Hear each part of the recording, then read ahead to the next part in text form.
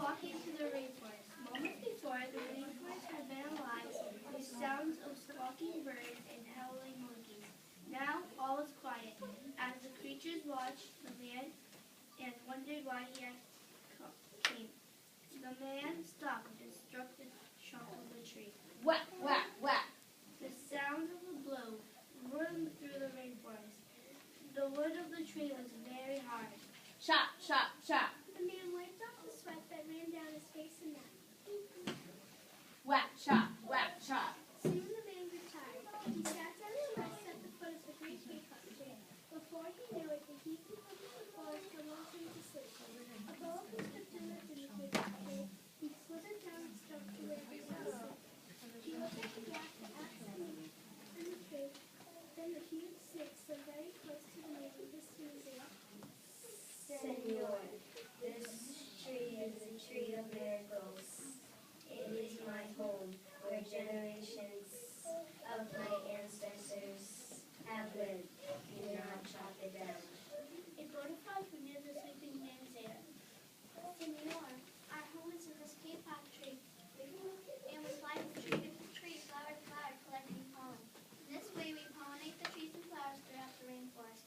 You see, all living things depend on one another. A troop of monkeys scampered down from the canopy of the peacock tree. They chattered to the sleeping man. Senor, we have seen the ways of you. To chop down one tree, then come back for another and another. The roots of these great trees will wither and die. There will be nothing left to hold the earth in place. When the heavy rains come, the soil will be washed away and the forest will become desolate. A toucan flew down to the stone. Senor, you must not cut down this tree. We have flown over the rainforest and seen what happens once you begin to chop down the trees.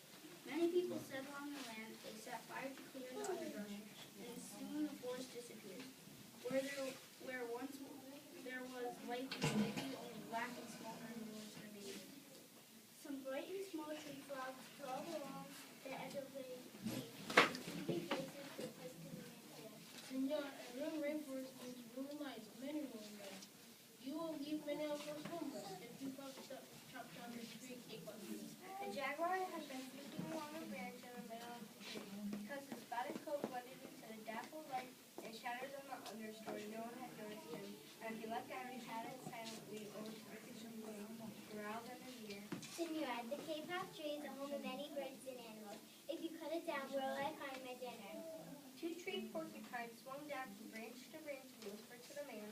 Senor, do you know what we animals and humans need in order to live? Oxygen. And senor, do you know what trees produce? Oxygen.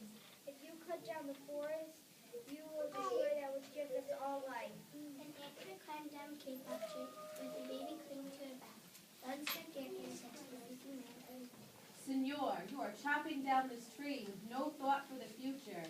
And surely you know what happens tomorrow depends upon what you do today. The big man tells you to chop down a beautiful tree. He does not think of his own children, who tomorrow must live in a world without trees. a three-toed flock began climbing down from the canopy when the man first appeared.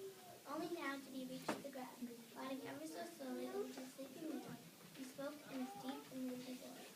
Senor, how much is beauty worth? Can you live without it? If you destroy the beauty of the rainforest, on what would you feast your eyes? A child from the animal tribe who lived in the rainforest knelt over the sleeping man, who murmured in his ear. Senor, when you awake, please look upon us all with your eyes. The man awoke like a star. Before him stood the rainforest child, and all around him, staring were the creatures who depended upon the great peacock tree. What wondrous and rare animals they were. The man looked about and saw the sun streaming through the canopy. Spots of bright light rolled like jewels amidst the dark green forest. Strange and beautiful plants seemed to dangle in the air, suspended from the great peacock tree. The man smelled the fragrant perfume of the flowers.